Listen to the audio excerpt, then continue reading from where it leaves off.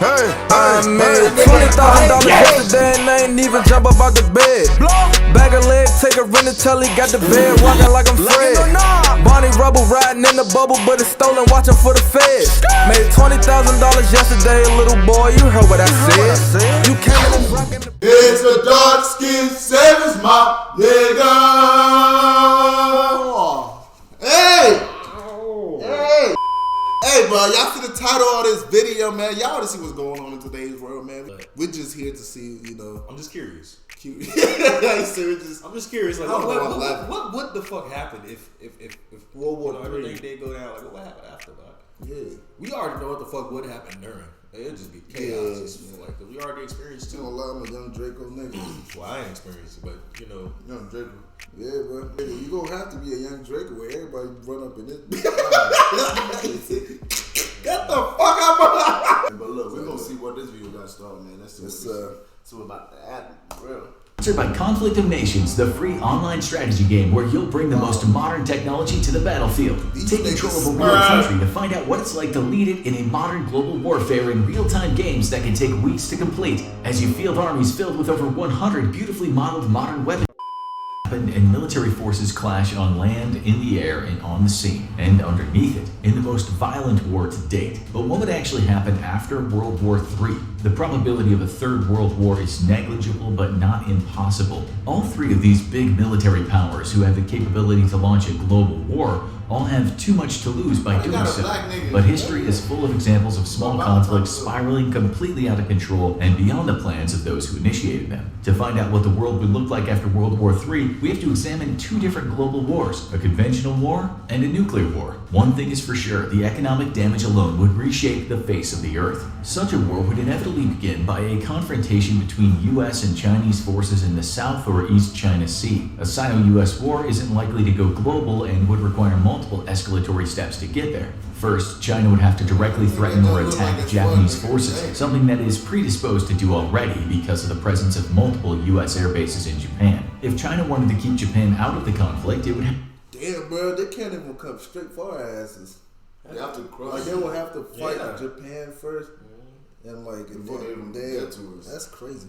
Have to avoid striking these bases, which would have seriously detrimental effects on its ability to fight against the US. Next, a third party would have to be willing to exploit the situation to its own advantage. The most likely culprits here are India, Iran, and Russia. India would be tempted to act to push Chinese ground forces out of the contested northern border regions and perhaps even maneuver itself to throw China out of Tibet, thus threatening Chinese freshwater supplies and granting it massive leverage over its rival. That's unlikely but not impossible, as a Sino-American war would largely be fought at the sea and in the air, leaving the People's Liberation Army free to fight against Indian incursion. Iran, however, is likely to exploit the diversion of US forces from the region for its own gain. A war between the US and China would inevitably cause a drawdown of US peacekeeping forces in other regions of the world. Currently, 60% of US firepower is in the Pacific, but as losses rapidly mount, the US will need to pull reinforcements from its multiple other global commands. With American forces no longer acting as police against bad actors, Iran could use the opportunity to attack Saudi Arabia and other Gulf states with its superior military. This would hugely... They got this shit all playing out, bro. I ain't gonna lie, US is some smart motherfucker. I mean, nigga, you have to be, nigga. But you have to be when it comes to strategy. Bases everywhere, bro. So, nigga, it's not like they just gonna shoot you at, nigga. You find everybody, so many countries.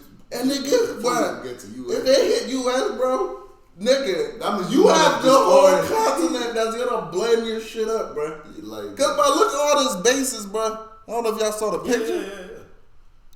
With American forces no longer acting as pull reinforced, US firepower is in the US peak. Look at all these bases, bro. That's the whole world. This is the whole damn in Africa, bro. But you shoot one, bro, we shoot 16. God damn, bro, that's crazy. Peacekeeping forces in other regions of the world. Currently, 60% of US firepower is in the Pacific, but as losses rapidly mount, the US will need to pull reinforcements from its multiple other global commands. With American forces no longer acting as police against bad actors, Iran could use the opportunity to attack Saudi Arabia and other Gulf states. We'd have to pull from because he said 60% of our firepower is in the Pacific. So if we had to retreat, we would have to it's gonna be like a bunch of death or going on. It's gonna be like a lot going on. So where we would have to draw from all those stations that we just seen, we'd have to pull troops out of it. Yeah, and and we would no longer be able to police the areas. Because right now, currently, the stations, we're like basically policing the areas too, help policing it. So that means if America was to like get involved in this Russia and Ukraine, it can't start a world war. Yeah. It can.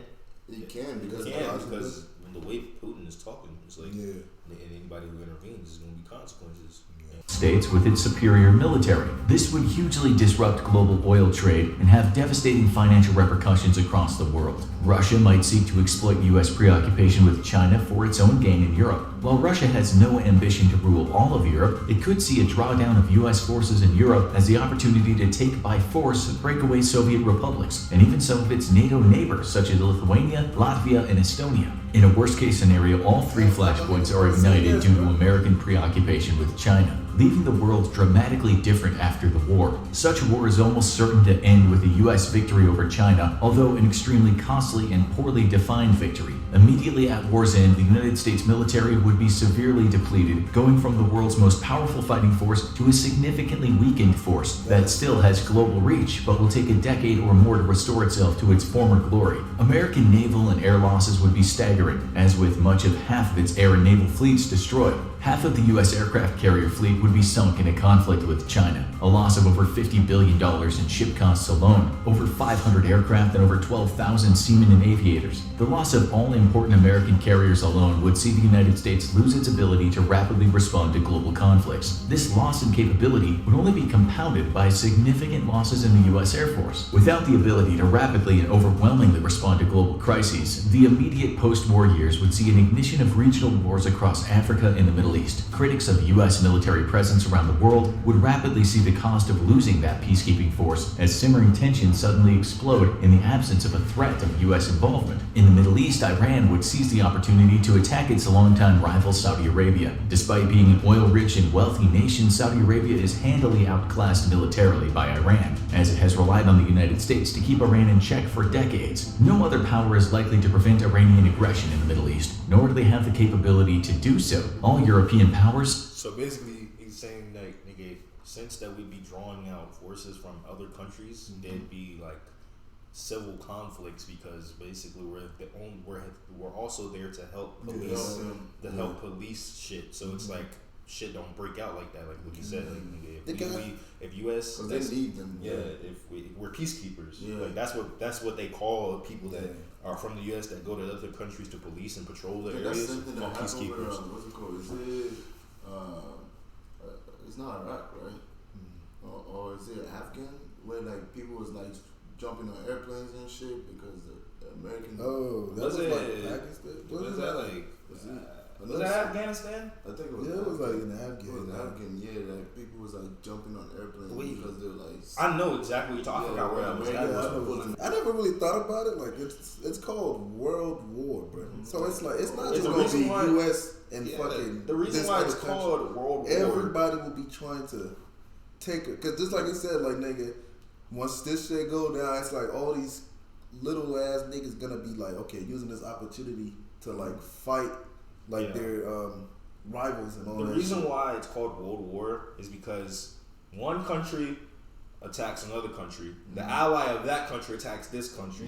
The country that has that ally is going to attack that country. And it's a string effect. So it's like that's why World Wars happens, because multiple countries that have allies are attacking one another. So it's like it gets out of hand. But yeah, it's crazy. Save for France simply no longer have the expeditionary capability to do so. All European powers, save for France, simply no longer have the expeditionary capabilities to respond to military conflicts around the world without U.S. support, and France lacks the assets needed to significantly counter Iranian aggression so far from its own shores. An oil-rich Iran would become a regional superpower, shaping the Middle Eastern policy to its own liking. This would inevitably lead to an explosion of extremism, with waves of attacks against Europe and African nations, launching both continents into a dark age of terrorism, enriched by Saudi Saudi Arabian wealth and oil fields, Iran could continue a campaign of conquest unchecked across the Middle East, forcing other neighboring nations into its fold and simply invading those that resisted. With its finger firmly on the oil tap to Europe, Iran would have great influence over European powers, likely leading to a necessary buildup of military forces in Europe and an inevitable invasion of the Middle East years later. A European Middle East war would be a world war in its own right, with staggering casualties on all sides and economically ruinous for both regions. Middle East turmoil would only make the lives of those in China worse. In the aftermath of a war against the US, the Chinese Navy and Air Force would be obliterated,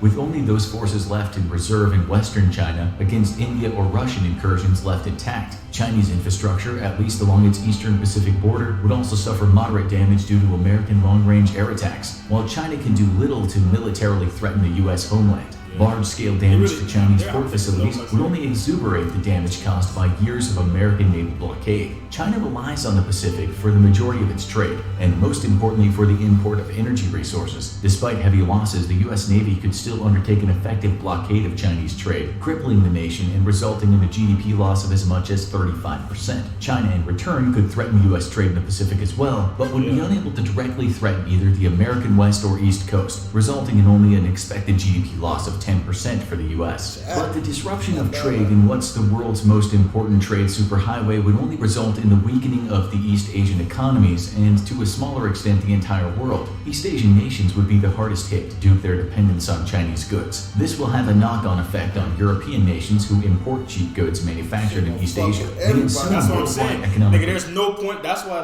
they're saying it's highly it's highly unlikely that it will happen because at the end of the day it would fuck up everybody. Like it wouldn't even just fuck up a certain amount of people. It wouldn't be. But it would mostly fuck up Europe and everybody. Like he said, it would mostly fuck up niggas that are on that side because it's like.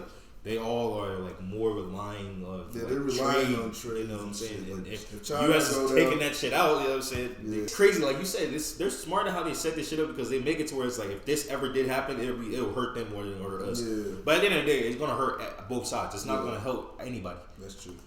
Recession will lead to flare-ups in social unrest and widespread unemployment. This, combined with a worst-case scenario of Iranian aggression in the Middle East, could set the stage for revolutionary movements in some countries and the flare-up of partisan tension spilling over into outright violence. Perhaps no nation would be as rocked, though, as China, who, despite inflicting incredible losses on the US military, would still be facing a humiliating defeat, with a near total loss of its Navy and Air Force. American cyber warfare operations would work to steadily degrade the Chinese government's ability to censor information electronically throughout the nation, and increasing unrest and war weariness would embolden pro-democracy and separatist factions in China. While it's likely that the Chinese government would remain intact, this would represent a significant threat to the Chinese Communist Party, directly leading to even more violent crackdowns on an increasingly rebellious population. We've already seen this scenario in miniature thanks to the Hong Kong riots, and while China showed restraint in Hong Kong because of international pressure, it's unlikely to show restraint when faced with similar uprisings within the mainland when the survival of the CCP is threatened.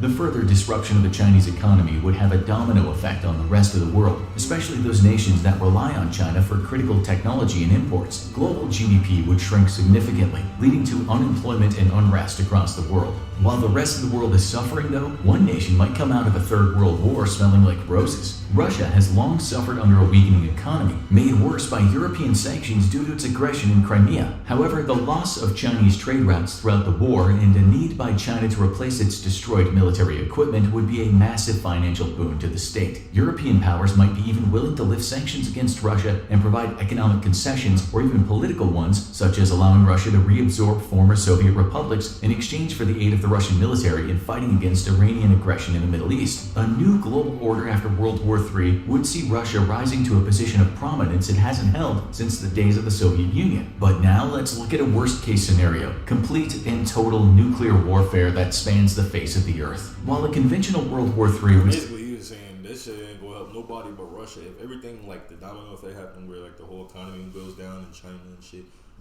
that shit will help Russia because Russia has always, had a problem with like their economical shit. They've always been weak in that side, but if that whole thing happens, it will boost them shits. Like it'll boost their shit because they've always been low. Said China will basically be fucked. Oh yeah, China would be the most suffering motherfuckers. Yeah, they would suffer the most shit. Yeah, man.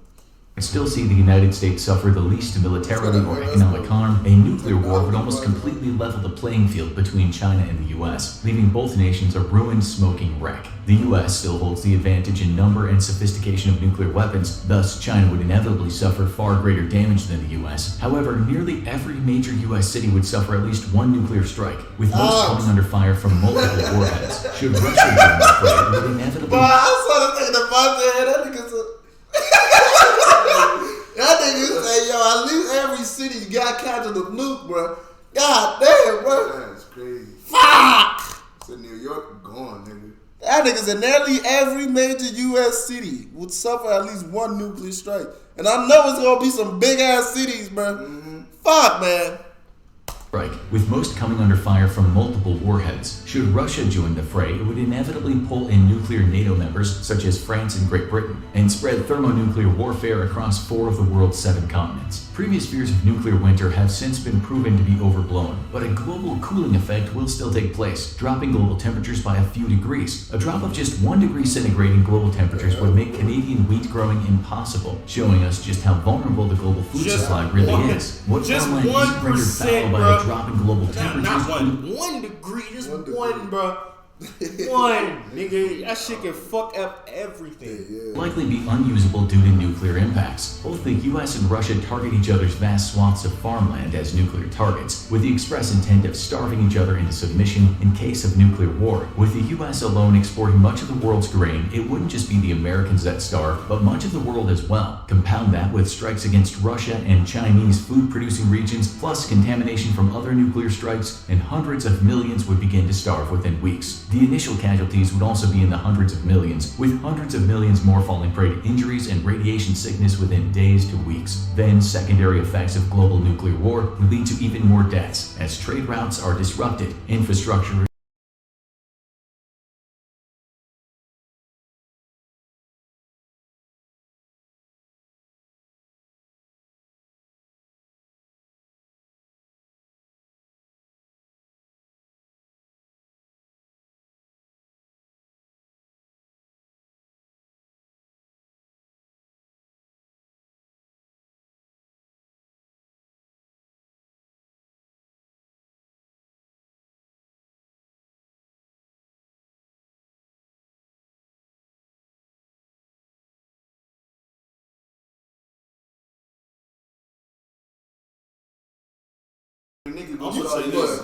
You gotta, as a leader of a country, you gotta be one psychotic motherfucker to start shit like this. Oh man, that's what I'm saying. Nuclear war, but you gotta be one crazy ass motherfucker.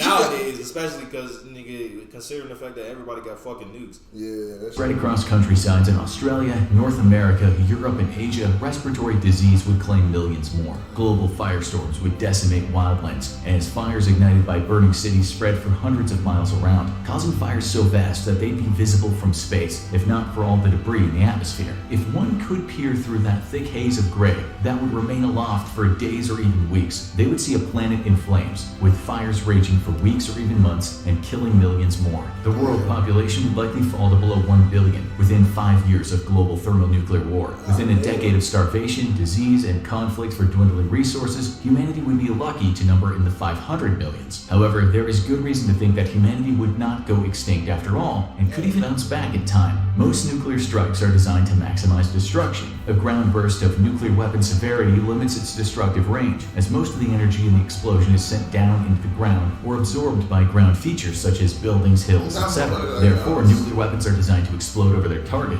greatly enhancing their lethality and avoiding ground clutter altogether. While this makes nuclear weapons more lethal, it has the positive side effect of sending more of the resulting radiation upwards and into space. Fears of a global irradiated wasteland might be overblown, and while it's certain that radioactive debris would be in harmful levels just about anywhere on Earth, humanity and the livestock and food crops it depends on could still survive in sufficient numbers to eventually bounce back. That's because the fissile material in a bomb is destroyed in milliseconds, causing an intense burst of radioactivity that quickly falls off as atoms decay in a chain reaction. In several years, most radioactive fallout would turn into more stable elements, such as strontium-90. With its half-life of 29 years, strontium-90 and similar materials are still harmful, but not nearly as radioactive as materials with a half-life of hours, minutes, or even seconds. As Nagasaki and Hiroshima have proven, Isn't it kind of crazy the fact that bombs are made just with an atom, bro? That shit is crazy. It doesn't take long for humanity to reclaim the ruins of cities struck by nuclear weapons. The real danger is in the sheer number of weapons employed in a global nuclear war, and thus the higher concentration of less dangerous but still harmful, longer-lived radioactive isotopes in the water and soil. Human lifespans will be shortened dramatically, and many species will go extinct due to climate change. Natural ecosystems will collapse, and a staggering amount of pollution will be created by the incineration of hundreds of major cities. Even after all of that, within centuries, humanity should be well on the rebound. What shape the world would take, however, is completely unknown, though it's likely that none of the current major powers would continue to exist as cohesive states. In all likelihood, it would be Africa which would become the locus of economic and military power, as it's least likely to be directly affected by nuclear war, and unlike the rest of the world, they'd still be able to feed most of their population, as many African states have agrarian-based economies. One thing is certain, the nations that launched World War III will not be much more than dust, and utterly inconsequential in the new era of human history to come. Thanks again to our sponsor, Conflict of Nations, the free online PvP strategy game. Shut the fuck up, Dad. Volume. That shit's crazy. And the crazy thing is, like, before they even make moves, they have to have knowledge to the point that they have to know where a base is located as well. Because you can't just attack and think, oh, you're going to take over that spot. Because the moment you attack and then you get hit by means, you can lose everything. You know what I'm saying? So they have to be smart. It's all tactic. So it's like, nigga, they have to know where a base is located and so where you got places. spies. Yeah, that's why they got spies and shit. They send those niggas out first before they even try to make any moves. That's fucking crazy. That shit crazy, bro. Y'all see it, bro. So Hey, I hope none of this shit happens, bro. Y'all stay in prayers. We're gonna We'll pray learn too, some bro. shit today. Yes, sir. The more people pray, man, the quicker the prayer get answered, bro. Yes, sir. That way. So yeah, we all watch. I know like thousands of motherfuckers gonna watch this video. So y'all better pray.